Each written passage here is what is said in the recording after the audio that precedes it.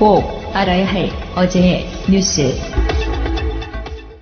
조명균 통일부 장관은 긴급 회견을 열고 오는 9일 당국 간 고위급 회담을 하자고 북한에 제의했습니다.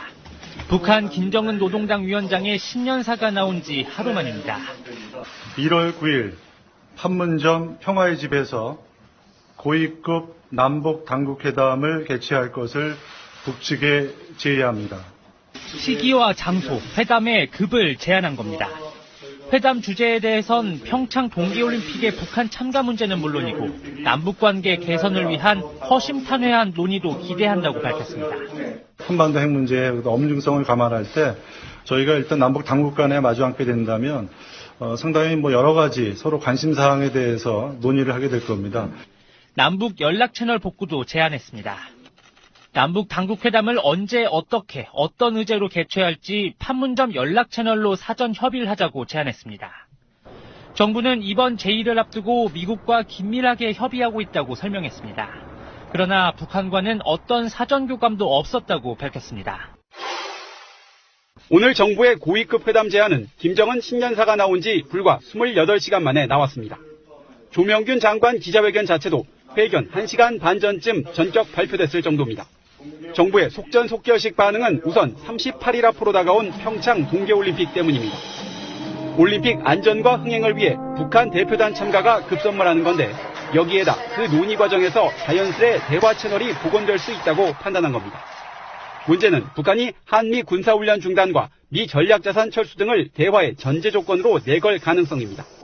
청와대는 일단 북한이 조건부 대화 제의를 한 것은 아닌 것으로 본다며 선을 그었습니다. 나아가 이번 대화가 북핵 문제 논의를 시작하는 입구가 되도록 만들겠다는 뜻도 내비쳤습니다. 남북 평화 구축과 북핵 문제의 평화적 해결로 연결시킬 수 있도록 국제사회와 협력하며 최선을 다하겠습니다. 남북 간 대화를 지렛대로 북미 대화, 북핵 문제를 풀어가겠다는 구상입니다. 결국 대화 국면을 이용해 국제사회 제재와 압박을 늦추려는 북한 의도에 휘말리지 않으면서 북한을 얼마만큼 대화로 끌고 올 수 있느냐가 관건이 될 전망입니다. 뇌물수수 혐의를 받고 있는 자유한국당 최경환, 이우현 두 의원에 대한 구속 전 피의자 신문이 오전 10시 반에 열립니다.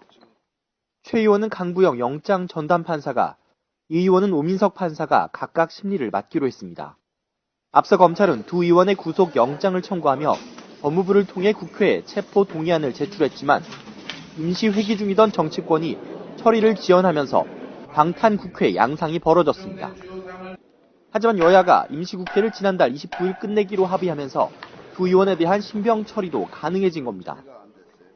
최 의원은 지난 2014년 경제부총리 겸 기획재정부 장관으로 재직하며 국정원으로부터 특수활동비 1억 원을 받은 혐의를 받고 있습니다.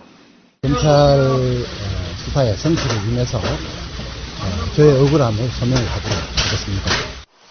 이 의원은 지난 2014년 지역 인사 등 20여 명으로부터 공천 등을 대가로 10억 원대 금품을 챙긴 혐의로 구속 영장이 청구됐습니다. 보좌관이 한 일이고 다 보좌관 아는 사람이고 나는 아는 사람이 한 명도 없습니다. 검찰은 영장 발부를 자신하고 있지만 두 의원이 혐의를 강력하게 부인하고 있는 만큼 구속 전 피의자 신문에서 두 의원과 검찰 간 치열한 법정 공방이 예상됩니다. 두 의원에 대한 구속 영장 발부 여부는 법원의 수사기록 검토 등을 거쳐 밤늦게 결정될 예정입니다. 자, 2부 시작하겠습니다. 2부에서는요. 제가 오늘 나간 방송에서 그런 표현했어요. 1월 1일 김정은의 담화. 이게 나중에 그 남북 관계에 있어서의 굉장히 중요한 분기점이라고 설명할 수 있는 왜 그 날짜를 붙여서 우리가 명명하는 것들 있잖아요. 네. 그런 정도의 획기적인 사건이었다 이렇게 보는 거거든요. 근데 그건 김정은 자신이 남북 관계를 사변적으로 진전시켜야 된다. 그렇게 얘기했어요. 민족의 존엄과 기성을 내외에 떨치기 위해서도 동결 상태에 있는 북남 관계를 개선하여 뜻깊은 올해를 민족사에 특기할 사변적인 해로 빛내야 한다. 제도로서의 민주주의가 흔들리고 불타는 일은 이제 없습니다. 민주주의가 밥이고 밥이 민주주의가 되어야 합니다. 북한에 대한 이해에 있어가지고 옛날 방식이신 분들께 제가 조금만 말씀드리면 김정은 자체는 원래 개방 정책을 하려고 하는 그런 인물이에요. 근데 체제가 너무 불안정한 속에서 대한민국이 천안함 사건 이후에 북한 관계를 굉장히 경색시켜 놓고 그 뒤에 마지막으로는 개성공단 폐쇄까지 이르는 과정에서 김정은 자체가 어쩌면 자기들 자위권 차원에서 이번에도 그런 이야기 했지 않습니까? 핵무기를 다른 나라에 쓰는 일은 없다. 자위권 차원에서 핵무기를 만들긴 했지만 김정은 자체가 원래 갖고 있는 생각은 개방 정책을 통해 가지고 북한을 잘 살게 해보겠다는 그 시작으로 갔던 건 사실이거든요. 그런 이해도가 있어야 김정은의 지금 1월 1일 날에 그 담화 뭐라고 표현하는 게 맞아요? 발표? 이게 신년사. 네, 예. 김정은 노동당 위원장의 신년사가 이해가 된다는 말씀 먼저 드려보고 시작할게요. 아, 조심스럽게 말하시는군요. 저도 좀 되게 조심스럽게 한마디 해보면 저는 어제 처음으로 김정은의 육성을 우리나라 방송에서 들었습니다. 어제 처음이었는데요.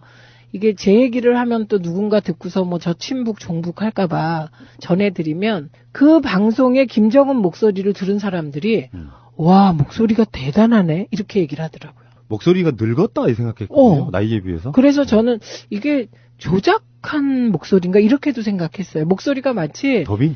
예. 어떤 약간의 그런 게 있나? 그렇게 생각한 거야. 같은 느낌을 받은 거죠. 근데 목소리가 어쨌든 일반적으로 북한 사람들이 갖는 어감인데 그게 이렇게 걸쭉하면서 좀 보스 같은 느낌의 목소리로 들린다 이런 얘기를 많은 분들이 하더군요. 트레이닝을 했을 거예요. 그 말투나 얼굴도 굉장히 늙어 보이겠잖아요. 네, 나이가 너무 어리다 보니까. 네. 그런 면이 하나 있고, 그러니까 이건 뭘 얘기하냐면 그동안에 김정은을 미치광이다 뭐 이런 평가를 많이 했잖아요, 서방 언론에서. 그런데 갑자기 어제는 김정은이 상식적인 범위의 사람 지도자 뭐 이런 것처럼 지금 얘기를 하는 거예요. 그러니까. 네. 그러니까 간간히 언론에서 김정은이 굉장히 합리적인 판단을 한다. 이런 언론 보도가 있었거든요. 근데 어제는 어쨌든 어제 신년사는 아주 그에 준하는 합리적인 신년사가 일부 있었다고 생각합니다. 일부. 그러니까 김정은의 메시지보다 김정은의 외모에 집착한 사람들이 보도를 막 쏟아내는 거 보니까 이런 식이에요. 팔자주름에 처진 볼살, 34살로 보이지 않는 김정은의 늙은 얼굴. 근데 그게 이제 의도적인 연출이라고 보는 쪽도 있는 아마도 거죠. 아마도 안정감 때문에 그럴 것 같고요. 목소리도 그렇게 지금 딱 안정감 거기에 동의가 되고요. 근데 어제 북한의 제안, 그다음에 오늘 이제 보니까 2시에 조명균 장관이 북한에 고위급 남북 당국 회담을 9일 판문점에서 개최하자 이렇게 제의를 했어요. 그래서 평창 참가, 관계 개선 등 상호 관심사를 허심탄회하게 논의하자. 예, 이렇게 되면 문재인 정부 첫 남북 회담이 되고요. 그리고 2년 만에 남북 당국 회담이 이제 있게 되는 거거든요. 근데 이거를 어제 그 김정은의 신년사는 흐름 속에서 파악해야 되는 면이 있다고 봅니다. 그러니까 가깝게 보면 문재인 대통령이 지난해 말에 북한에 대하여 우리는 키 리졸브 훈련을 잠정 연기하고 북한은 핵도발을 중단하자 이런 제안을 한 적이 있어요. 그래서 막 무리를 빚었잖아요. 그래갖고 뭐 대부분의 언론이 이게 미국과의 엇박자다 막 이렇게 나오기도 하고 그런데 정작 한미연합사에서는 진지하게 검토하겠다. 그래서 긍정적인 입장을 밝혔다. 뭐 이래서 되게 혼란스럽게 국민들을 만든 건이거든요. 그리고 문재인 대통령의 요 얘기는 더 멀리 가면 이미 집권 초에 밝힌 겁니다. 그리고 요게 평창 구상으로 구체화되고 우리가 키 리졸브를 중단할 테니 평창 올림픽 성공을 위하여 북한도 도발을 그때까지 멈춰달라.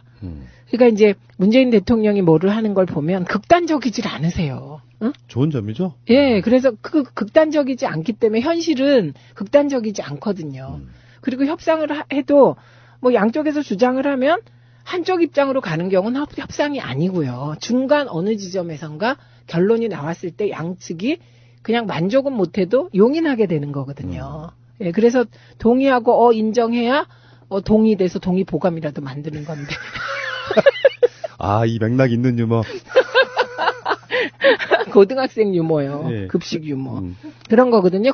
그런데 답답한 게 뭐였냐면 우리 정부는 북한이 어떤 제안을 해도 반응이 없는 겁니다. 그랬었죠, 지금까지. 네. 반응이 없었고요. 그리고 이렇게 이제 뭐 독일이나 뭐 서방의 북한과 좀 친한 그 학자들 얘기를 전해 들어보면 김정은은 절대로 남한하고 대화할 생각이 없다. 이런 얘기가 계속 전해져 오고 막 이랬거든요. 예. 그런데 정말 갑자기 신년사를 통해서 이런 파격적인 제안을 한 거잖아요. 사변적인 전환기를 마련하자는 거거든요. 그리고 오늘 또 신속하게 우리 정부에서 9일날 판문점에서 당국 회담을 개최하자 이렇게 나온 거니까 지금 뭔가가 굉장히 빨리 진행되고 있는데 이제 최대 쟁점은 그런 게 되겠죠. 키 리졸브를 중단할 것인가 말 것인가.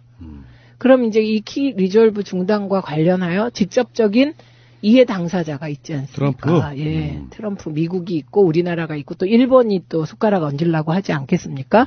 그럼 최소한 3차 방정식을 풀어야 돼요. 문재인 대통령의 그 한미연합 훈련을 잠정 중단하겠다 할 수도 있다. 니들이 그렇게 해주면. 네. 그 부분은 아마 미국과 이미 사전에 내락되어 있는 이야기라고 봐요. 트럼프와 문재인 대통령 사이에 이미 교감이 있는 부분이라고 봅니다. 확정적으로 말하지는 않았지만 그 정도는 당신이 말할 수 있어. 쟤네한껏 알아서 해. 이런 느낌이 좀 있다고 보고요. 뭐 어떤 사람들은 이제 뭐 여러 가지로 평가를 하는데 문재인 대통령이 한반도 운전자론에 있어서의 김정은을 이제 올라태웠다. 이런 반응도 있지만 미국은 좀 이상한 모양새 되겠네 하는 싫은 분들이 있는데 그건 잘못된 생각이에요. 현재 북한 문제에 있어서 가지고 문재인 대통령의 업적은 사실은 트럼프의 업적이에요. 아, 그렇죠. 네. 그러니까 트럼프 자체가 직접 너 김정은 너까지 직접 상대 안 해. 요 느낌이라고 하면 문재인 대통령이 잘 조율해 가면서 트럼프도 김정은도 양손으로 요리할 수 있는 정도의 위치에 저는 올라와 있다고 보기 때문에 남한과 북한이 사이가 좋아지면 트럼프가 불편해 이런 건 아닌 것 같고요. 뭐 어떤 분들은 무기 팔아먹기 위해서 남북 관계가 계속 안 좋아야 된다고 하는데 저는 그렇게 생각하지는 않습니다. 왜냐하면 세계 대통령의 위치는 세계를 평화적으로 이끄는 부분이 더 중요한 업적 중에 하나예요. 이 부분에 있어갖고 트럼프 자체는 어느 쪽이든 간에 다 얻는 이득이 있다는 이야기예요. 그런 면에서 트럼프의 반응은 지켜보지 뭐. 저기 사실인지 진실인지 진정성 있는지 이런 반응이었다고 하니까 미국의 전폭적인 지지 아래 제가 오늘 나간 방송에서 그런 얘기 했거든요. 올림픽의 기한도 얼마 남지 않았기 때문에 속전속결로 스피디하게 진행할 거다. 근데 그게 올림픽 문제만으로 끝나지 않고 이제 뭐 선수단도 오고 무슨 응원단도 오고 하면 나중에 올림픽이 끝나고 나서도 그 이어진이 계속되면서 어쩌면 올해 안에도 정상회담도 가능할 수 있다. 관계만 계속 이렇게 우호적인 분위기만 가면 그 사이에 김정은이 핵 실험할 수 있겠어요? 저는 못한다고 보거든요.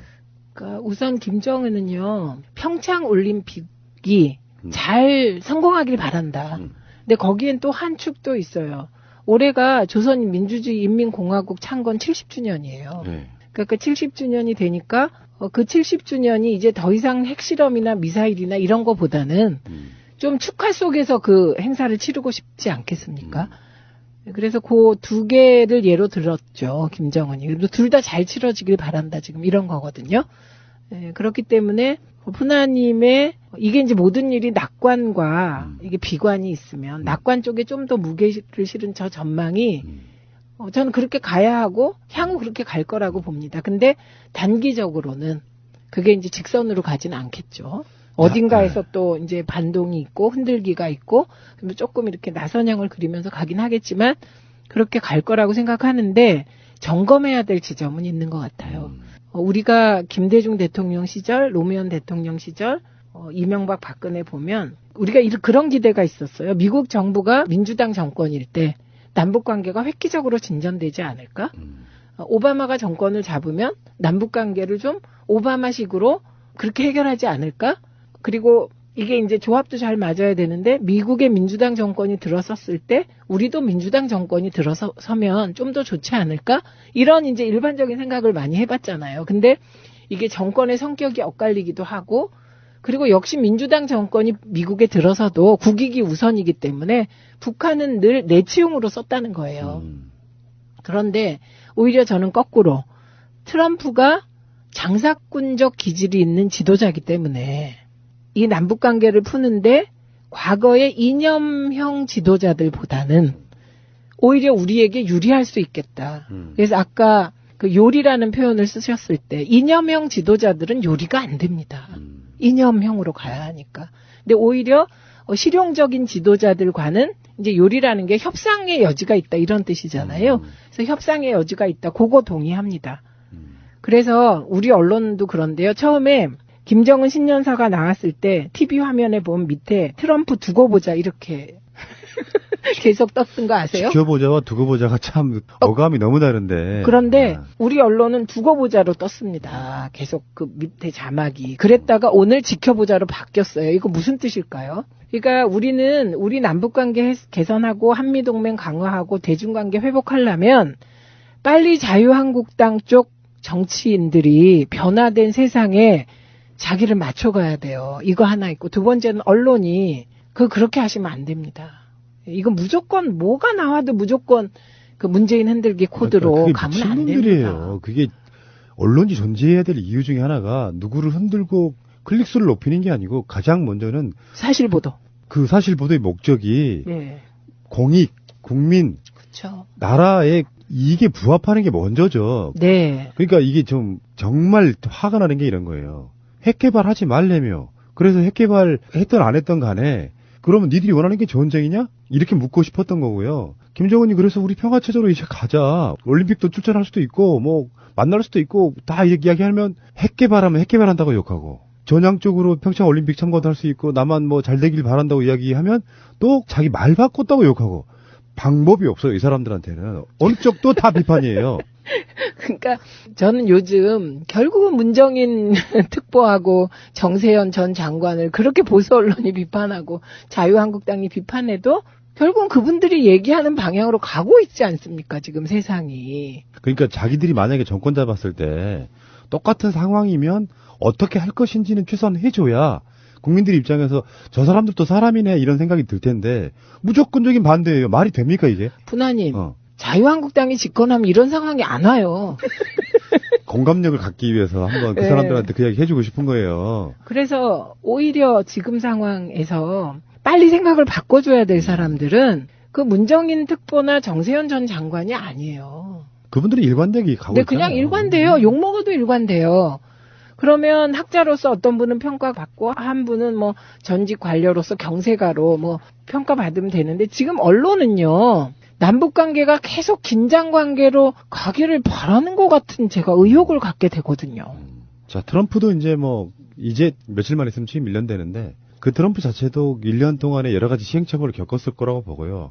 요즘에 하는 짓을 보면 막 취임 초기하고 달라요. 그만큼 학습효과도 있는 사람이에요.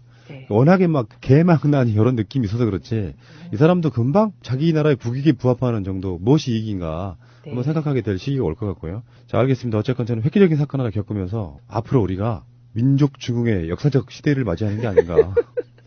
실제로 김정은의 말에 진정성이 있었어요. 그러니까 핵개발을 하느라고 우리 인민들 고생했다. 앞으로는 이제 잘 살게 해줄게. 이런 느낌이었고요. 남한도 당신들도 우리 동포로서 같이 잘 살았으면 좋겠다. 이런 느낌을 받아서 북한의 개발 사업 같은 게 생기면 남한한테 먼저 그것 주고 개성공단 다시 열기만 해도 한반도는 급격하게 평화 모드로 간단 말이에요. 통일이 밥이다. 그렇게 갈 수 있고요. 이거는 박근혜 전 대통령이 그렇게 그 역설했던 통일은 대박이다.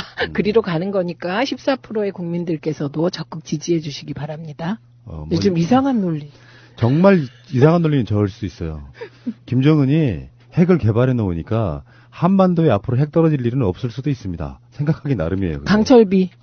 자, 잠시 후에 다시 오겠습니다.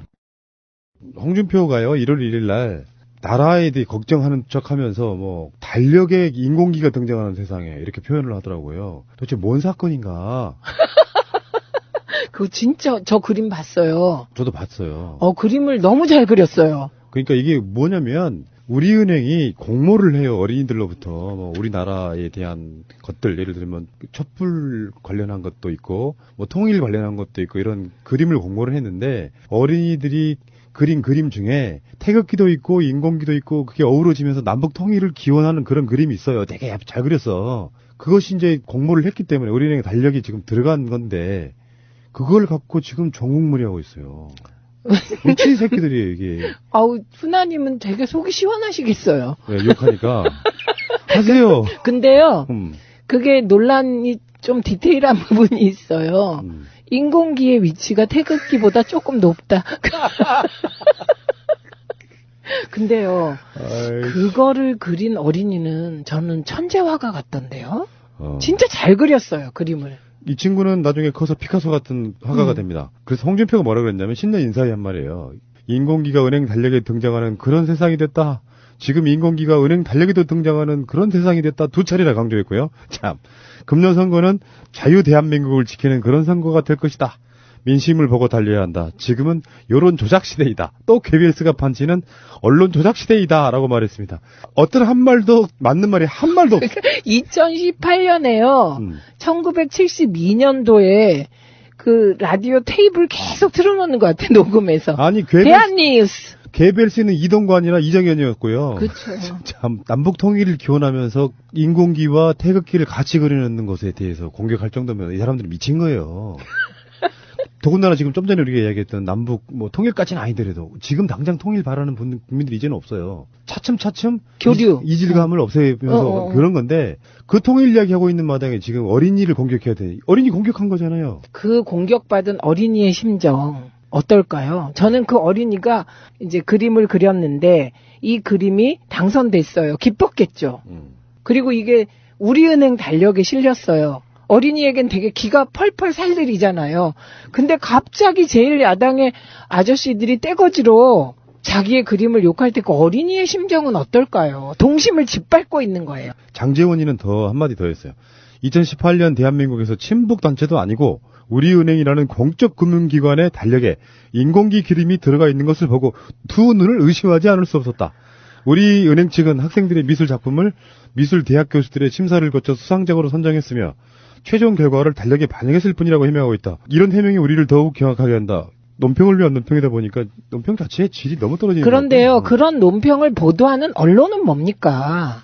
아, 진짜 이건 너무 저질이에요. 네, 이거는 그냥 패스해도 돼요. 그러니까 좀 자유당 논평도 좀 패싱하십시오. 그거 완전히 중계하지 하지 말고 언론도 진짜. 그래서 심사위원장 맡았던 분이 그 미술대회 우리은행이 주최해서 우리미술대회였대요. 행사 이름이. 네. 우리미술대회 심사위원장을 맡은 신하순 서울대 미술대학 부학장의 심사평을 읽어드리는 것으로 이거 마무리할게요. 네. 유치초등부의 대상 작품은 평화를 의미하는 쑥쑥 통일나무가 자란다를 표현하였습니다. 나무에는 작은 가지와 잎을 자연스럽게 배치하고 우리의 소원은 통일이라는 행복한 미소가 느껴집니다. 아마도 다가올 미래에 이 평화로운 통일나무가 스스로 움트고 자라서 행복한 미래의 통일을 바라는 마음을 느낄 수 있다는 긍정적 메시지를 보내고 있습니다. 나무와 의미 있는 내용, 주제들이 자연스럽게 동화된 표현에서 행복한 느낌으로 그림을 보았습니다. 라고 썼습니다. 그 어린이에게 박수를. 아랍에미레이트 원전 수출, 이명박은 이명 계약은 없었다라고 얘기했고요. 이명 계약은 있었다라고 말하는 사람들도 있습니다. 이야기를 하겠습니다. 근데요. 예. 이 얘기 들어가기 전에 제가 제일 궁금한 거 하나 여쭤볼게요. 푸나님은 이 UAE 원전 수출 요 전에 이게 UAE 특사로부터 시작했잖아요. 이게 그냥 UAE 임종석 특사였어요. 특사건. 근데 이거를 자유한국당이 먼저 나서서 자유당이 이게 문재인 정부가 MB 비리 관련하여 원전 수주 관련 비리를 캐다가 UAE 왕세자의 돈까지 들여다봤고 그거에 대해서 UAE가 항의했고 그래서 불 끌어갔다. 이런 의혹을 제기하면서 시작됐잖아요. 그런데 그 의혹 제기가 자유당에 도움이 되나요? MB한테 도움이 되나요? 제가 이런 건 이제 우리들 표현으로 약간 모질이들이라고 그러는데 자기들이 뭔가 앞뒤 없이 총을 난사하다가 보니까 우리 편이었네? 그런 생각이 들었으면 철회를 하면 돼요. 근데 이게 가다 보니 계속 고를 했잖아요. 그러니까 멈출 수가 없어서 그러면 어느 말이 맞는지 국정조사 하자고 이 지랄하고 있거든요, 지금. 하여간 아무리 생각해봐도 저는 우선 그 의혹을 제기했을 때 본인은 의혹이 없어야 되잖아요. 제기 당사자는. 정말 MB가 깨끗해야 되잖아요. 말끔하고. 그런데 자유당은 과연 MB가 말끔하고 깨끗한 순백의 사람이라고 생각하는 건지 그게 이해가 안 간다는 거죠. 사람의 발전에 있어서의 가장 중요한 키포인트는요. 자기 잘못을 인정하고 사과하는 거더라고요. 그러면 네. 똑같은 실수를 안 했는데 지금 그러고 싶은 생각이 없잖아요. 그러니까 어느 말이 맞는지 국정조사로 가려보자 이런 식인데 어그로 끌기 하는 건데요. 이명박이 현충원에서 기자들 질문에는 뭐라 그랬냐면은 뭐 그런 이야기를 내가 꼭 해야 되냐 뭐 이런 식의 뉘앙스였어요. 내가 이야기하면 폭로해서 이야기할 수 없다 이렇게 이야기를 했거든요. 네. 근데 이제 자기 자택 논현동 자택으로 가서 기자들을 만났을 때는 이야기를 했더만요. 사실 그러면 실질적으로 박근혜 정부에 대한 서운한 지점 이야기예요. 폭로라는 이야기가. 그럴 수도 있죠. 네. 문재인 정부가 정신을 차리고 수습한다고 하니 잘 정리될 것 이렇게 말했죠. 그런데요. 이분이 얘기하는 그걸 보면요. 내가 말하면 폭로여서 말 못해. 이 말하고 일맥상통하는 얘기가 최근에 있었어요. 다스가 누구 겁니까? 라고 JTBC 여기자가 물어보니까 그건 나한테 물을 일이 아니다. 뭔가 이분의 답변에는 늘 이렇게 말끔하지 않은 데가 있어요. 네. 항상 그러잖아요. 네. 그래서 만약에 다스가 MB께 아니라면 그거 내 거 아닙니다. 이러면 되잖아요. 근데 내 거 아닙니다라고 하지 않고 이건 나에게 물을 게 아닌 것 같다. 이렇게 얘기를 하거든요. 자기 거란 이야기잖아요. 그러니까 이것도 내가 말하면 폭로여서 말 못해. 그게 뭔 말인지를 모르겠다. 이런 뜻이죠. 그러니까 이명계약이라는 게 사실 안으로 들어가 보면 뭐 핵폐기물을 우리나라로 가져온다는 설도 있고요. 네. 우리나라도 지금 그게 포화 상태여서 아랍에미레이트 걸 우리가 가져올 수 있는 입장이 아니라는데 네. 그게 지금 세월호 문제까지도 음모론이 있어요. 운반 관련한 부분이 있어가지고. 네. 근데 문제는 이제 그것까지는 뭐 지금 우리가 이야기할 수 있는 단계는 아닌 것 같고요. 그 이명 계약 중에는 가장 중요한 게 사실 리베이트하고 다음에 그 아크 부대가 군사 기술이나 이런 것들을 전수해주는 문제 여기까지가 지금 이야기가 나온 거거든요. 이 리베이트 건은요. 끊임없이 의혹이 제기돼 왔어요. 그런데 이번 건은 리베이트와는 상관이 없어 보입니다. 저는. 네, 요번 이 논란은. 그다음에 핵 폐기물 문제는 세월호와 관련한 의혹 제기는 그 세월호가 과적. 예, 세월호 과적과 관계 있다 그런 말씀이신 것 같은데 그거는 뭐 전혀 사실을 파악할 길이 지금은 그렇죠. 없고요. 근데 이 핵 폐기물은 그렇게 단순하지 않아요. 이 핵 폐기물 재처리 관련하여서는 이게 이제 우리나라에 준비가 안 돼 있어요. 준비가 안 돼 있고 그래서 19대 국회에서도 도대체 이 핵 폐기물을 어떻게 처리할 거냐. 그래서 경주에 뭐 방패장 짓고 막 그랬잖아요. 그런데 이 핵 폐기물을 우리가 여기저기서 들어오고 재처리하는 과정이 우리 마음대로 할 수가 없어요. IAEA 통제를 엄격하게 받아야 되고요. 결국은 미국과 원자력 협정 조항 조정해야 돼요. 재처리 과정에서 그 핵을 만들 수 있는 핵폭탄 만들 수 있는 물질을 분리해낼 수 있으니까요. 그래서 그게 단순하지 않아요. 그런데 이면 합의에 핵 폐기물 처리가 들어가 있다는 것도 하루아침에 제기된 문제는 아니에요. 이거는 자유당도 우리도 알고 있다 이렇게 얘기를 했어요. 그런데 그거를 MB가 지금 부정한 거죠. 근데 이 부분은 확인이 필요한 거죠. 그래서 이게 검찰이 수사하지 않습니까, 이거? 국정원이 이명박 정부의 UAE 원전 수주 과정에 이면 합의 그중에 핵 폐기물 처리 부분이 있는지 조사를 했다라는 그 문건이 나온 거잖아요. 네, 여기에 조사 대상자는 원세훈이었고요. 네. 그리고 아까 리베이트 이야기 하셨는데 MB 리베이트는 없었을지라도 원세훈 리베이트는 있었다가 정설이에요. 네, 네. 그다음에 두 번째는 아크 부대 관련해서는 좀 더 복잡하더라고요. 이게 원전을 수주하면서 그 원전을 또 지켜야 되잖아요. 그래서 이제 우리가 군대를 파견하기로 했는데 그 군대의 성격에 관하여 지금 입장이 막 엇갈리고 있는 것 같고요. 군대 파견하기로 한 것이 이면 합의였냐 뭐였냐 이거는 이면 합의로 있었다고 거의 기정사실화 되는 것 같고요. 그러니까 군사 교육 훈련, 뭐 군수 지원, 고위급 상호 방문 통한 군사 교류 협력. UAE 자체가 그렇게 큰 나라는 아니거든요. 네. 사실 그 중동의 열강들이 둘러싸인 나라 중에 하나라서 네. 군사력을 좀 키우고 싶어하는 목적은 좀 있었던 것 같긴 한데요. 네. 근데 원전을 수출하는 대가인데도 좀 이상한 게요. 건설비를 우리가 대는 그런 공사였어요. 건설비를 우리가 된다라기보다는 제가 알고 있는 거는 대출해준다. 초기에. 이자가 없이 대출해주는 네, 그런 네, 형식이라서. 네, 네.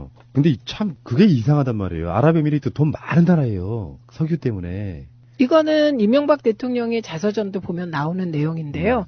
요 UAE 원전 수주에서 초기에 우리나라는 그렇게 뭐 좋은 조건이 아니었습니다. 뒤로 밀려 있었고 UAE가 우리나라를 우선순위 협상 대상자로 생각하지도 않았어요. 그런데 이명박 대통령이 굴욕을 감수하고 왕세자에게 접근해서 결국은 이제 원전을 우리가 수주하게 되는 과정이었거든요. 거기에 대해서 그런 굴욕을 감수하고 내가 원전을 수주했다.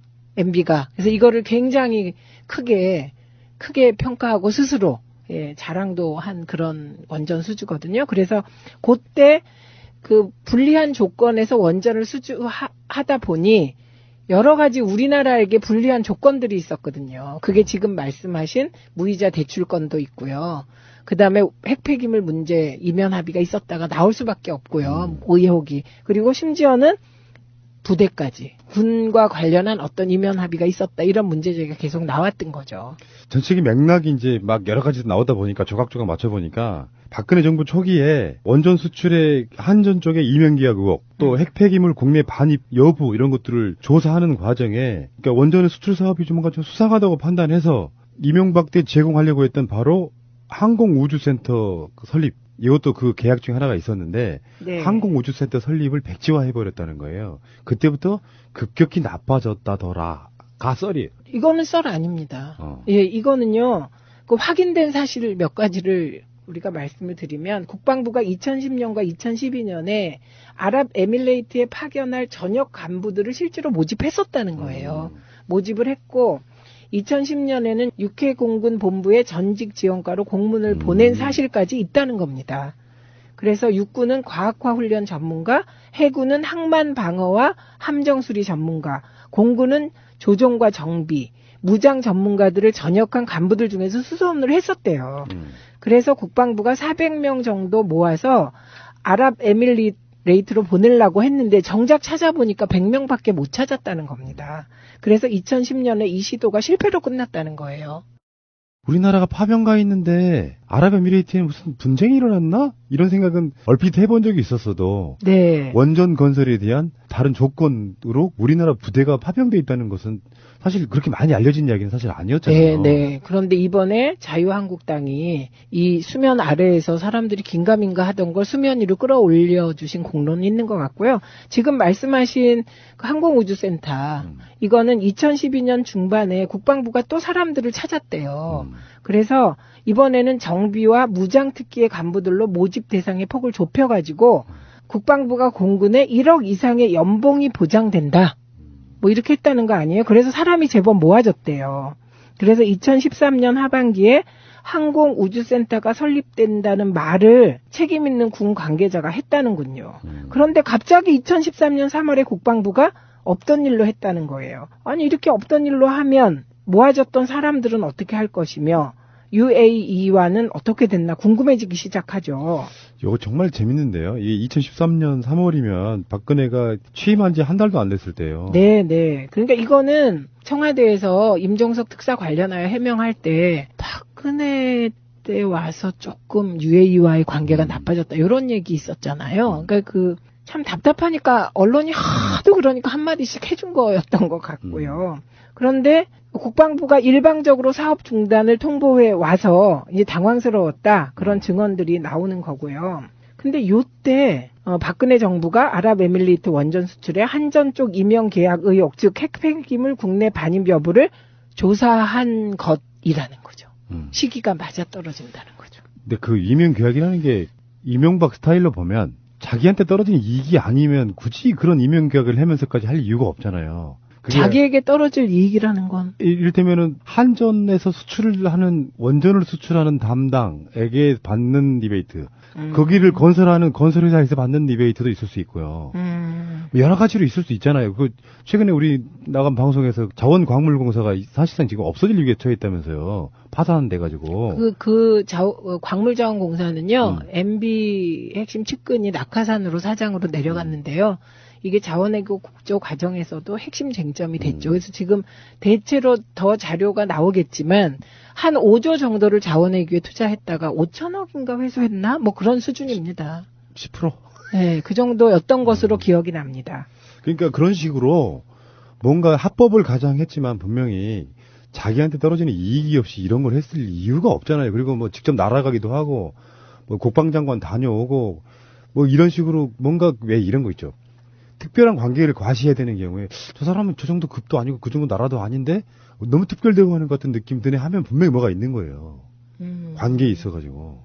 그러니까 이명박 자체가 대답을 뭐 나한테 왜 물어봐 이런 식으로 물어보는 방식은 네. 분명히 뭔가 있는데 지금 이거 찾아봐. 이것들아 요 느낌이에요 지금. 네, 이 과정에서 그러니까 아크 부대 관련하여서는 사실을 알아도 밝힐 수 없는 부분이 있을 것 같아요. 저는. 문재인 정부는. 그리고 국익을 위해서 안 밝혀야 되는 사안도 있는 것 같아요. 근데 이제 이 과정을 보면서 제가 느낀 건 그거예요. 아, 외교의 품격이 이렇게도 차이가 나는구나. 외교의 품격. 네. 요즘 보면요. 이명박근혜 정부에서 한반도의 평화를 위한 외교 정책, 이 개념도 없었던 것 같고요. 이명박근혜는. 그리고 한반도는 엄청 고차방 정식을 풀어야 되는 문제잖아요. 1대1 외교도 아니에요. 1대 다자간 외교거든요. 1대 다자간 외교를 해야 되고 한반도의 지정학적 조건상 4대 강국과 같이 이걸 풀어나가야 되는 거잖아요.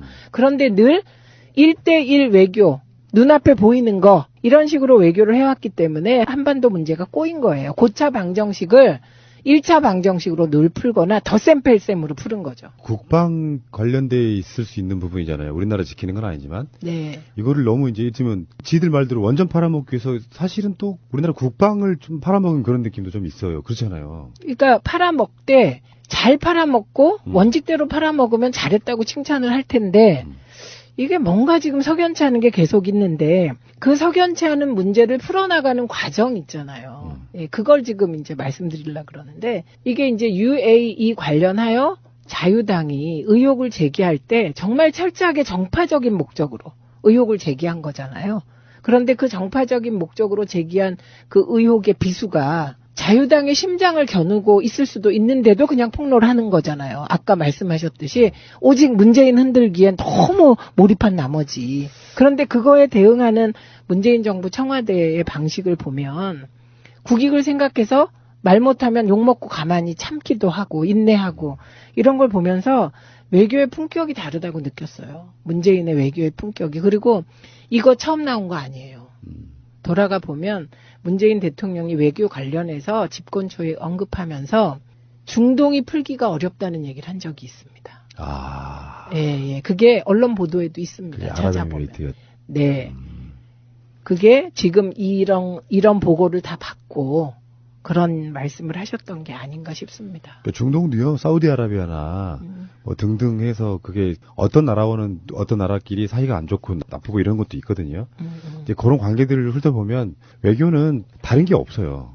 그러니까 아까도 제가 다시 말씀드리지만 이명박이 원전 수출을 그렇게 영수고 해댔던 이유가 순수하게 우리나라 원전 발전을 위해서 그건 아닐 것 같다는 생각에 출발하는 아마 국민적인 의혹이 저는 있을 거라고 보고 최근 나온 보도에 의하면요. 박근혜 정부가 아랍에미레이트와 군수지원협정을 몰래 체결했대요. 네. 이걸 이제 부른 이름이 있는데요. 상호 군수지원협정 MLSA를 체결했는데 MLSA는 양국 군대가 전시와 평시에 군수지원의 신속성과 효율성을 보장하기 위해서 물자와 영역을 지원하는 협정이랍니다.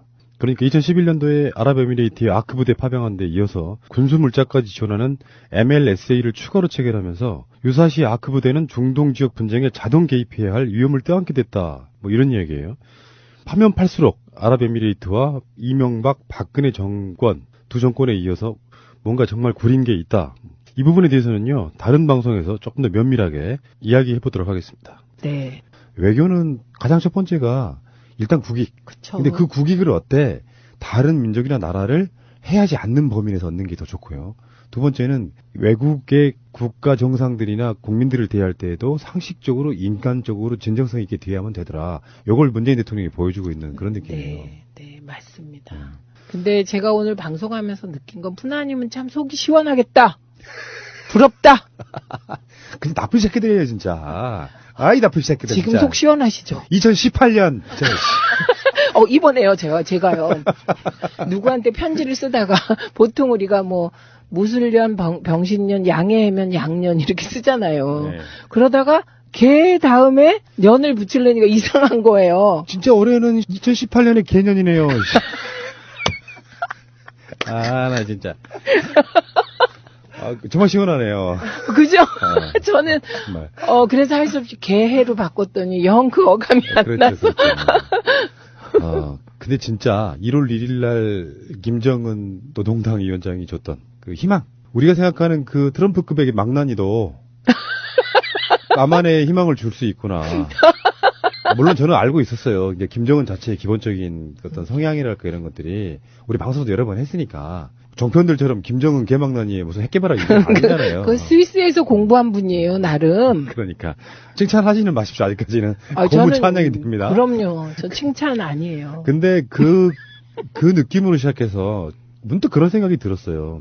이명박이 평창올림픽은 자기가 유치했다고 자랑질하고 다니거든요. 근데 하늘이 돕는다는 건 만약에 이 시점에 평창올림픽이 없었다면 참 북한 문제 풀기 힘들었겠다. 근데 평창올림픽은 문재인 대통령한테 엄청나게 좋은 기회다라고 하는 건 사실 상식인 사람이 누구나 다 알고 있었죠. 근데요, 이게 문재인이 아니라, 만약에 자유당이 집권했으면, 지금 또 평창올림픽이 이렇게 가지 못하죠. 고립시키죠. 북한을 그렇죠? 멍청한 놈들이. 그렇죠. 그래요. 니들은 핵개발에 있으니까 징벌적으로 절대 못 와. 이 상태로 갔을 그렇죠. 거예요. 그러면 김정은이는 올림픽 개막식 하는 날 미사일 뻥뻥 쏘고 난리 난다. 바보 같네. 핵실험. 대안이 없는 그런 짓을 하고 있으면 그런 이야기가 요즘 많이 쓰거든요. 김성태가 자주 쓰는 말인데 아마추어 정권이라는 표현을 해요. 자기 자신들이 엄청난 아마추어라는 걸 인식 못하고 있는 거예요. 최소한 민주정권 10년 동안의 경험들로 굉장히 많은 부분들이 정말 성숙해서 다시 돌아온 정권이다. 전 그렇게 봅니다. 아마추어라는 말은요. 얼마든지 프로가 돼서 더 잘할 수 있는 가능성이 내포된 말인데 그쪽은 아마추어도 프로도 아니고 열외예요. 진짜 나쁜 새끼들이에요. 속 시원하게. 자, 2018년 개년에 자유한국당의 몰락을 생각해보면서 자, 첫 방송 재밌게 마쳤고요. 다음 방송에서 뵙겠습니다. 고맙습니다. 고맙습니다. 완전한 대한민국 문재인과 손잡고 다시 하는 우리 대한민국. 끊지 마세요. 끊지 마세요. 국가가 자신의 역할을 다할 때 국민은 희망을 놓치지 않고 살아갈 수 있습니다. 평화의 힘을 전 세계에 보여주고 세계적인 민주주의의 위기에 희망을 제시한 대한민국의 촛불 시민들이야말로 촛불이 켜졌습니다. 국가적 갈등 과제를 시민들이 공론의장에 직접 참여하고 모두의 마음속에 희망의 촛불이 켜졌습니다. 새 정부는 5.18 민주화운동의 진상을 규명하는 데 더욱 큰 노력을 기울일 것입니다. 영화적 운영을 민주주의는 더 단단해지고 자유와 정의는 상식이 됩니다. 어려울 때 국가가 든든하게 지켜주고 있다는 믿음을 주어라. 생활은 더 따뜻해지고 사회는 더 안전해집니다. 일자리를 늘려 성장을 이루는 경제 패러다임의 대전환이 필요합니다. 우리 모두의 힘으로 미래의 희망은 더 커져갑니다. 소통하는 대통령이 되겠습니다. 낮은 사람, 겸손한 권력이 되어 가장 강력한 나라를 만들겠습니다. 우리가 추구하는 것은 분명합니다. 한반도의 평화와 번영입니다. 우리의 후세들은 자유롭고 평화로운 한반도에서 공동의 번영을 누려야 합니다. 희망으로, 믿음으로, 국민과 함께 만든 변화. 대한민국은 달라지고 있습니다. 나라답게, 정의롭게.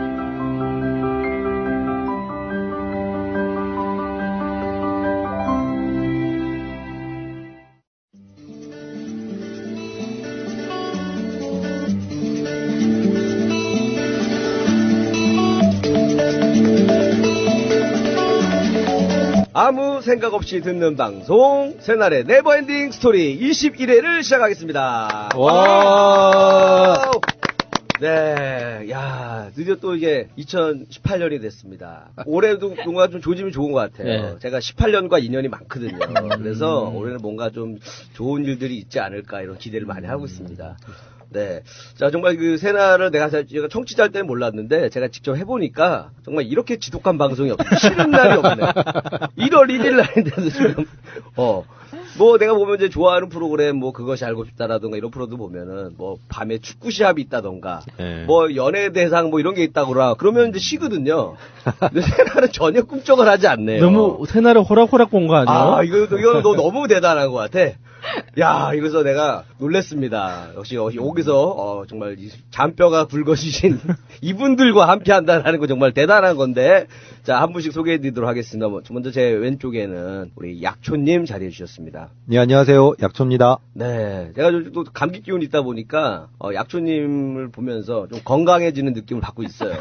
고맙습니다. 요즘에 감기 증상이 비슷하더라고요. 기침이 꼭 들어가요. 자, 그리고 우리 마차님. 안녕하세요, 마차입니다. 네, 마차님 좀 모자를 자주 쓰고 오시는 것 같아요, 요즘에. 네. 네. 보통 이런 우리 개그 때 이런 거 많이 하거든요. 눈이 나쁘면 안경을 쓰고, 머리가 나쁘면 모자를 쓴다고 뭐 이런 얘기를 하는데, 그건 아니죠? 추워서 그냥 쓰는 건데. 네. 그리고 우리 야수님 자리해 주셨습니다. 안녕하세요, 야수입니다. 네. 한 해가 지나니까 그래도 전에보다 살이 그래도 100g 정도 빠지신 것 같아요. 예, 요즘 좀 신경 좀 쓰고 있어요. 100g 정도 빠지셨어요, 지금. 오랜만에 동네 식당에 밥을 먹으러 갔는데, 식당 아주머니가 보자마자, 왜 이렇게 살이 쪘냐고, 깜짝 놀라고 사람이 동글동글해졌다고 그러는 거예요. 그래서 그 당시에는 그냥 피식 웃으면서 그래요? 하고 말았는데, 그 여운이 너무 오래 가는 거예요, 그게. 그래서 이제 8시 이후로는 안 먹고. 이제 좀 신경 쓰고 계신 거예요? 예. 그러니까 요즘에 보니까 약간 또 김용민 PD하고도 살짝 느낌 비슷하시거든요. 근데 김용민 PD 분도 요즘 보니까 좀 다이어트를 많이 하셨나 보더라고요. 네. 예전보다 살이 많이 빠지셨는데. 요새 몸이 안 좋으신 것 같아요. 다이어트 하고 있는 걸로 알고 있었는데. 김용민 PD 방송 몇 개 줄였잖아요. 아, 그래요? 예. 그렇구나. 그래서 저도 올해는 제 키워드를 이렇게 삼았습니다. 저번에도 이제 제가 뭐 방송에 얘기했지만 좀 많은 걸 느끼면서 스트레스를 다 내려놓고 올해는 감사와 건강이다. 그래야 화를 내가 줄일 수 있다. 마지막으로 악플러들한테 욕 한번 하고. 이런 개씨악놈 새끼들아! 악플 좀 달지 마라. 새날에서는 없어요. 네버엔딩스토리에서 늘 항상 그래도 좋게. 그러니까 썰빵에서 마지막으로 욕하는 걸 들었거든요. 네. 근데 이제는 다 그 사람조차도 감사와 건강을 위해서 좀 댓글을 웬만하면 안 읽고 있습니다. 안 읽고 좋은 생각만 하려고 노력하고 있어요. 그리고 새날에서 선플러님들이 썰빵에 또 많이 가서 도와주셨던데. 그러니까 우리들이 아군들이 다 마치 6.25 때 유엔군에서 도와주듯이 도와서 엄청 도와주셔가지고 한숨 돌렸습니다. 한숨 돌렸고 그래서 이제 오늘은 이제 2018년도이기 때문에 정말 여러 가지 주제가 있습니다만은 뭐 꿈, 계획 이런 거는 또 식상할 수가 있으니 그죠? 그래서 이번 주 주제는 바로 용돈입니다. 참신하네요. 참신하죠. 굉장히 근데 용돈이 할 얘기가 그렇게 많이 있을까 이런 좀 생각을 해봤는데 자 여러분들은 과연 용돈 하면 뭐가 떠오를지 한번 생각해 보시면서 잠시만요. 네. 그 용돈 남으신 분들은 우리 새날 베스트에서 달력을 신청해 주시면 기왕 구입하시는 거 시원하게 넉넉하게 구입하셔도 좋습니다. 네. 저도 구매를 했잖아요. 맞아요. 근데 이게 사진이 실려 있잖아요. 유명하신 분들, 새날 나왔던 분들. 굉장히 선명하더라고요. 화질이 너무 좋아. 고퀄리티고, 그리고 이제 요것도 한번 갖고 계시면, 또 선물 그동안 안 하셨던 분들은, 또 명절 전에 좀 구매 많이 하셔가지고, 이렇게 나눠주셔도 좋을 것 같아요. 우리 또 김일희님 얼굴이 궁금하신 분들. 네. 저는 얼굴을 일부러 작게 넣습니다. 더 궁금하시라고요. 더 작게 넣으셨어요? 정말 알아보기 힘들더라고요. 저는 제 사진 대신에 제 초상화를 넣었어요. 초상화를? 보시면 아십니다. 야, 이거 진짜 보고 싶으신 분들 많은데, 얼굴을. 왜 이렇게 하시는 거예요? 초상화를 보고 실제로 저를 보셨던 분들은 다 알아봤어요, 제 얼굴. 알아봤어요? 야, 왜냐면 저도 예전에 출연하기 전에는 굉장히 얼굴 너무 궁금했거든요. 그러다가 이제 신비님을 한번 본 거예요. 그것이 알고 싶다 해서. 본 거예요. 내가 생각한 이미지랑 너무 비슷하셨어. 약간 말투랑 외형 있잖아요. 너무 비슷해가지고, 그때 궁금증을 풀었고, 푸나님도 굉장히 신비주의 잘 안 나와요. 사진 같은 게. 그래서 푸나님도 보고 해서 다 풀었는데 여러분들 궁금하시잖아요. 우리 새날 달력 구매 부탁드리겠습니다. 어떻게 구매해야 되는지 좀 알려주셔야 되지 않아요? 네. 새날베스트.com 들어가셔도 되고요. 네. 팟빵 게시판에 보시면 공지란에 바로 들어갈 수 있는 링크도 공지되어 있습니다. 네. 자, 오늘의 주제 용돈인데 자, 용돈으로 구매해 주시면 좋겠고요. 자, 가위바위보로 누가 먼저 또 얘기할지 정할게요. 가위바위보. 자, 또 똑같아. 아니, 한 해가 지나도 뭐 바뀌지 않아. 가위바위보만 하면은, 저랑 마차님 맨날 이겨요. 근데 또 알아, 또 3번 한다고 또, 뻔해. 가위바위보, 내가 이겼습니다. 3번 하겠습니다. 그럼 제가 4번 할게요. 4번. 네, 두 분 갈리세요. 꿈에서 본 것 같아, 이 모습을. 가위바위보. 약효님 1등. 자, 우리 야수님이 이제 꼴찌입니다. 네. 그러면은 고르세요. 정하세요, 약주님. 1번, 2번 남았죠? 네. 네, 오늘은 제가 2번 하겠습니다. 야, 좋습니다. 조금 변화됐네. 좀 개편했어. 네, 자, 개편을 우리 해야죠. 야수님부터 용돈으로 한번 달려가 보겠습니다.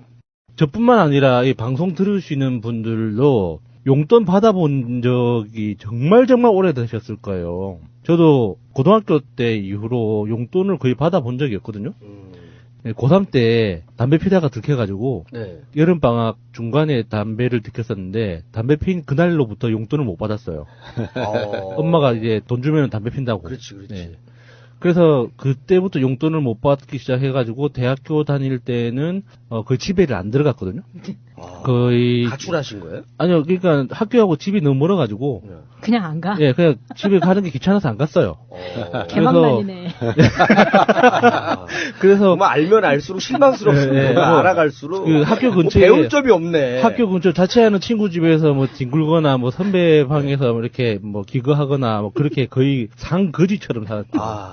그래서 이게 제가 제대하고 나서는 부모님들이 좀 일찍 돌아가시는 바람에 어른들한테 뭐 딱히 뭐 용돈 받을 기회가 없었어요. 그래서 용돈 하다가 이제 용돈 때문에 굳어진 제 소비 습관을 한번 생각이 나서 제가 담배를 들키기 전까지 용돈을 정말 많이 받았거든요. 그러니까 또래들에 비해서 좀 많이 받았던 것 같아요. 그러니까 평일은 매일 5,000원씩 받았어요. 그 당시에. 예. 지금도 사실 5,000원이면 작은 돈이 아닌데 애들 입장에서는. 그리고 토요일, 일요일은 10,000원씩 받았어요. 주말에는. 재벌 수준인데요. 주말에는 아까 그 뭐 수당이 더 나오는 건가요? 예, 주말 수당이 휴일에 논다고 더 나오는 따로 거예요? 있었어요. 거기에다가 책값이 별도로 있었거든요. 그래서 제가 중고등학교 때 책을 정말 어마무시하게 많이 봤어요. 교과서 말고 일반 책들. 예. 그래서 책값은 따로 있었기 때문에 일종의 책값은 후불제였죠. 그러니까 제가 서점에 가서 내가 보고 싶은 책을 골라서 가지고 오면 그만큼 엄마가 가서 이제 계산해주는 이제 그런 시스템이어서 그래서 제가 책을 사는 거에 대한 어떤 뭐 좀 부담감 이런 거를 느껴본 적이 없어요, 어렸을 때. 그래서 이렇게 말씀드리면 우리 집이 되게 잘 사는 것 같잖아요. 잘 사는 것 같은데 이 정도면. 안 그래요. 어머니가 시장에서 설거지 하셨었어요. 생선 장사하시고 이 식당에서 설거지 하시는 그런 노동을 하셨는데 저만 그렇게 잘 살았던 거예요. 그걸 다 그냥 자녀분한테 다 쏟으신 거구나, 돈을. 이렇게 들으니까 진짜 개망난이 같다. 저렇게까지 해서 고생해서 이렇게 책도 다 마음껏 보게 해주고 했는데 담배나 피고 그러니까요. 집에 안 들어오고 그 돈으로 정말 친구들 사이에서 아마 그랬던 것 같아요. 엄마가 기죽지 말라고. 집 가난하는 것 때문에 기죽지 말라고 이제 애들이 어디 놀러 가도 항상 뭐 돈이 부족한 적은 없었으니까. 그리고 항상 뭐 술을 먹어도 소주 몇 병 정도는 내가 살 수 있는 깡소주였지만 고등학교 때 뭐 먹어봤자 깡소주잖아요. 지금 술, 담배, 뭐, 고등학교 때, 이걸 성인이 돼서 하는 걸 다 하시고, 그래도 좀 나은 건, 그 책깡은 안 하셨죠? 책깡은 그 대학 가서 하셨어요? 책깡이 뭐냐면은 이제, 그 책을 구매한 것처럼 해가지고 엄마 보여주고, 돈을 받고, 책은 다시 또 갖다 주는 거. 그러니까, 이런 걸 안 하셨네. 담배를 들키고 난 이후로, 그 용돈을 못 받았잖아요. 그래서 대학 가서 너무 쪼들리니까 이제 선배들이 밥을 사준다거나 술을 사준다 그러면은 조건 없이 무조건 데모도 나가고 그 선배들 뭐 알바하는데 도와주러 가고 뭐 이렇게 살기는 했는데 그래도 뭔가 좀 현금은 있어야 될 거 아니에요. 담배 한 갑이라도 살려면. 그래서 이제 전공책을 갖다 팔고 이제 그렇게 막 연명을 했거든요. 그래도 결국에는 이제 제가 지금까지 저한테 남아있는 소비 습관들 중에 가장 겁없이 이제 지르는 게 책인 거예요. 보통 사람들이 한 달에 책을 사는데 쓰는 돈 자체를 되게 좀 계산을 많이 하거든요, 보통은. 맞아요, 계산 많이 해요. 책값이 내가 몇 권을 사는지, 얼마를 쓰는지 계산을 하는데, 저는 그 책 사는데 딱히 계산을 잘 안 해요. 그래서 항상 서점 그 회원 멤버십 보면 항상 제일 높은 등급이죠. 제일 높은 등급. 그래서 그 용돈 때문에 이제 제가 아주 힘들 때, 그러니까 사업 다 망하고, 그러니까 막 지금 당장 뭐 그 밥값도 없던 시절에도 한 달에 한 권 정도는 꼭 샀었어요. 돈이 생기면. 옛날에 무슨 선비 얘기 듣는 거야. 집에서 간장에다 밥 먹으면서도 책을 항상 읽으시고 막 그러시잖아요. 아니, 빌려보거나 도서관 가도 되잖아요. 그러니까 그렇게 좋은 질문입니다. 그러니까 그렇게 해도 사요. 그러니까 도서관 가서 읽어보고 마음에 드는 책은 사요. 그 소욕이 있는 거예요. 책에 대해서. 예. 그러니까 내가 서점 가거나 서평을 보거나 해서 그 괜찮아 보이는 책은 사서 읽거나 안 그러면 도서관에 가서 빌려서 읽어보고 좋은 책이라고 생각되면은 다시 사죠. 읽었는데도 불구하고 예. 이 책 너무 마음에 들어. 예. 그러면 또 돈 주고 또 구매를 하시네요. 저는 그게 일종의 작가에 대한 예의라고 생각하거든요. 그러니까 그렇게 해야지 작가한테 뭔가가 돌아가는 거잖아요. 하여튼 그렇게 책을 많이 샀어요. 그래서 2017년 한 해 동안 책을 얼마나 샀는지, 얼마나 읽었는지 한번 궁금하다, 이거. 노트를 한번 찾아봤어요. 그래서 저도 좀 반성을 많이 했어요. 그러니까 다 적어놓으시나 봐요. 예, 책 사겠다고 그러니까 읽으면은. 메모해놓은 책들이 총 117권이에요. 그러니까 사겠다고 마음 먹었던 게. 그러니까 읽을 거라고 이제 그 메모해뒀던 게 총 122권인데 122권 중에 구입한 책이 117권. 와, 거의 다 117권 중에서 읽은 책은 한 80권 정도 됩니다. 나머지 한 2-30권 정도는 그냥 그대로 이제 계속 있는 거예요. 그래서 2월 되는 거죠. 2018년도로 2월 되는 건데. 근데 또 새 책 사실 것 같은데? 안 그래도 오기 전에 주문했어요. 그죠? 그럼 또 밀리잖아요. 또 그래도 못 읽는 거 아니고. 뭐 그런 거죠. 뭐 책이라는 게, 그러니까 내가 사서 읽는 게 아니라 그 사놓은 책 중에 읽는 거기 때문에. 그리고 본 책도 보고 이제 대표적으로 그리스인 조르바 같은 책들은 올해 봤던 게 8번째로 봤던 책이죠. 8번째. 그러니까 보고 또 보고 하는 거죠. 그리고 제가 구입해서 읽었던 117권 중에 80여 권을 읽었다고 했잖아요. 그래서 제가 이 중에서 좋았던 책 몇 권만 이렇게 소개해드리는 걸로 나머지 시간을 채우려고 하는 거예요. 저는 이런 거 굉장히 자부심이 있습니다. 그러니까 80권을 읽은 사람이 추천하는 3권과 10권을 읽은 사람이 추천하는 3권은 달라요. 이거는 단순히 그냥 이 3권이 참 괜찮았던 것 같아요라고 하시면은 저 섭섭해요. 그러니까 대단하신 것 같아요. 저도 예전에 제가 좀 성공 아카데미 같은 걸 다녔거든요. 100만 원 내고 다니는 거예요. 근데 아카데미인데 거기서 했던 것 중에 이제 독서에 관련된 게 있었어요. 그래서 뭐라고 한 달에 4권을 무조건 읽어야 된다는 거예요. 그래서 4권을 다 주문을 해놓고 일주일에 한 권을 읽으래요. 읽는데 다 못 읽으면 다음 주가 되면 새 책을 다시 읽으라는 거예요. 그냥 포기하고. 네. 그리고 시간 날 때 이제 주말에 읽든가 그래도 다 못 읽으면 새 책으로 넘어가라. 그렇게 해야지 4권을 보게 된다고 하면서 그렇게 4권씩 읽는 습관을 들이더라고요. 그리고 독후감 발표해주고 뭐 이런 거 했었는데 그거보다도 더 많이 들으신 2배를 더 읽으시니까 대단하신 거죠. 근데 우리나라 책값이 프랑스하고 비교해봤을 때 한 3분의 1 정도밖에 안 돼요. 싸죠. 아, 그래요? 되게 싼 거예요. 저는 우리나라 책값이 좀 불필요하게 포장이 많이 돼서 비싸다고 생각했는데. 포장은 오히려 페이퍼백 같은 거 있잖아요. 예. 그게 보기가 더 편하긴 한데, 예. 그래도 프랑스는 정말 책값이 비싸요. 비싸야 돼요. 비싼 게 맞는 건 예, 같아요. 예. 근데 우리나라 지금 이 상황에서 비싸게까지 하면 더 안 읽을걸요. 미국도 굉장히 비싸잖아요. 스티븐 킹 같은 책도 보면 종이 완전히 옛날 갱지같이 되어 있는데도 거의 한 18,000원, 20,000원 할걸요. 그래도 사람들이 많이 읽으니까. 네, 그래도 이게 좀 연루액이 다른 좀 옆길로 새는 이야기이긴 한데 우리나라는 도서 구입 시스템 자체가 좀 작가들한테 너무 불리하게 돼 있어요. 대표적으로 일본 같은 경우는 작가가 책을 출판을 하잖아요. 그러면 일정 수준 이하만 아니면 무조건 도서관에서 구입을 해요. 전국의 도서관이 일괄적으로. 그렇기 때문에 이거 정말 쓰레기야. 이 내용은 너무 안 돼라고 이제 평가위원회에서 일종의 블랙리스트 같은 거죠. 그러니까 이거는 독자들한테 도움될 게 없다고 판단되는 책 외에는 전국의 도서관에서 무조건 사주면 기본적으로 1-2만 권은 일단 팔리는 거예요. 그렇게는 많이 나는 거예요. 작은 도서관까지도 포함이 되니까. 마을의 각 작은 도서관에까지 다 구입이 되기 때문에 자동적으로 구입이 되는 거예요. 그러니까 작가들이 안정적으로 집필 활동이 가능한 거죠. 그러네요. 예. 10,000권이면. 근데 우리나라는 도서관에 주민이 이 책을 좀 구해주세요 하고 요구를 해야지 도서관이 사요. 맞아, 신청해야 돼요. 신청하죠. 그래서 작가들이 너무 힘들어요. 맞아요.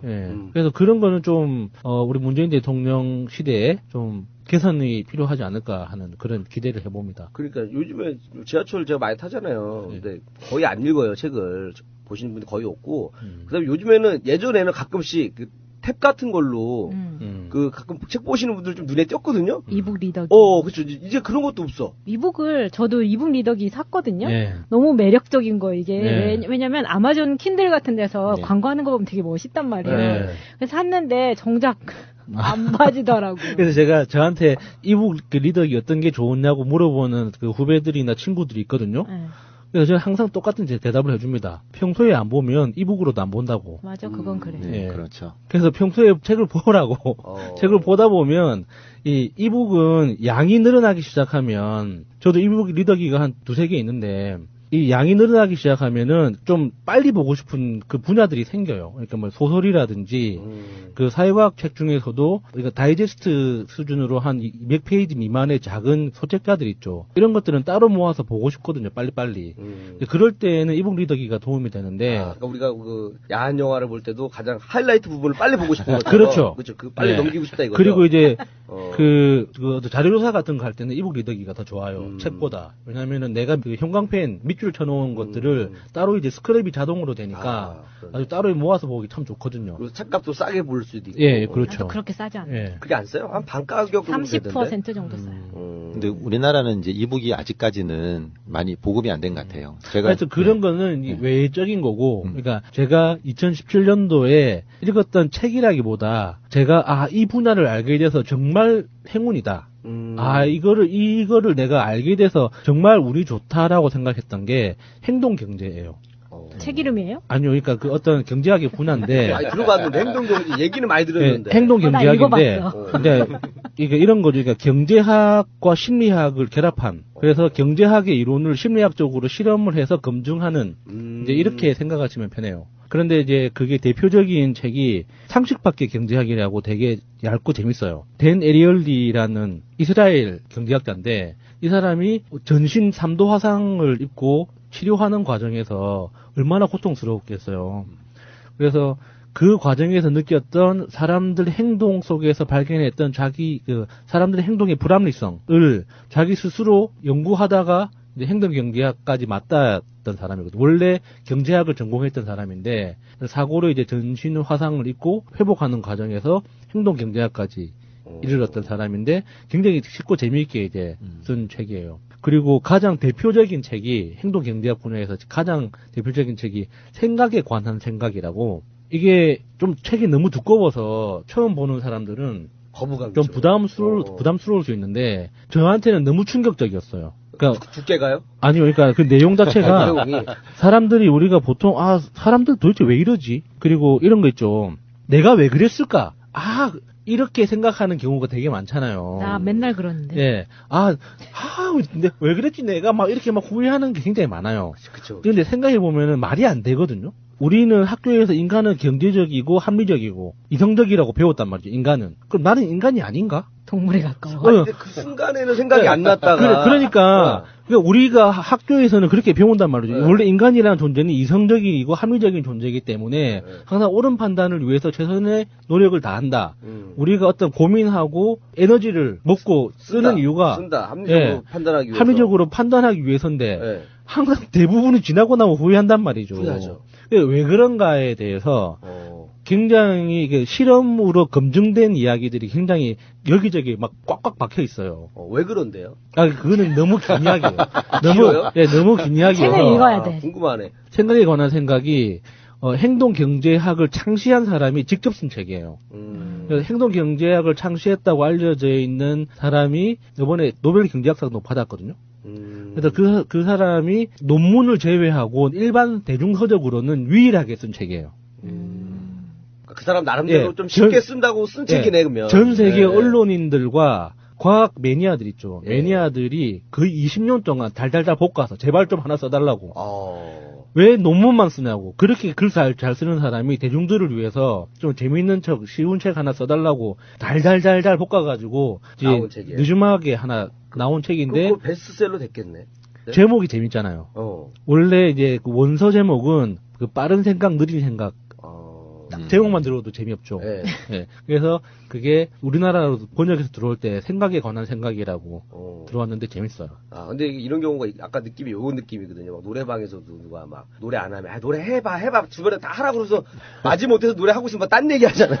기분 혹시 그랬을까봐 주변에서 내봐 그래 20년 만에 내자 냈는데 반에 시장에서 싸늘해지면은 그 실망했을까봐. 당연히 출간하자마자 베스트셀러 됐죠. 됐어요? 아, 다행이네. 그리고 그거 외에 제가 좀 충격적으로 읽었던 책이 경제 성장이 안 되면 우리는 풍요롭지 못할 것인가. 그죠. 좀 생각을 하게 제목이 그러니까 되게 오래된 책이에요. 이 책이. 이게 우리가 자본주의라는 시스템 자체가 우리의 욕망을 격려하잖아요. 너의 욕심이 옳다. 그렇게 욕심을 부려도 괜찮아. 더 가져야 된다. 그게 과연 어디까지 스스로에게 허락하는 게 좋을까라고 이제 한번 질문을 해볼 수 있는 기회가 되는 거죠. 비슷한 종류의 책이 누가 나를 쓸모없게 만드는가라는 책이 있어요. 그 책도 누가 나를 쓸모없게 만든 거예요? 그러니까 그것도 이제 자본주의 시스템에 대한 근본적인 이제 그 질문을 던지는 거죠. 이게 자본주의 시스템은 이제 전문가 시스템이거든요. 모든 분야에 대해서 전문가들이 있어요. 그래서 결국에는 나 자신은 쓸모 없어지는 거죠.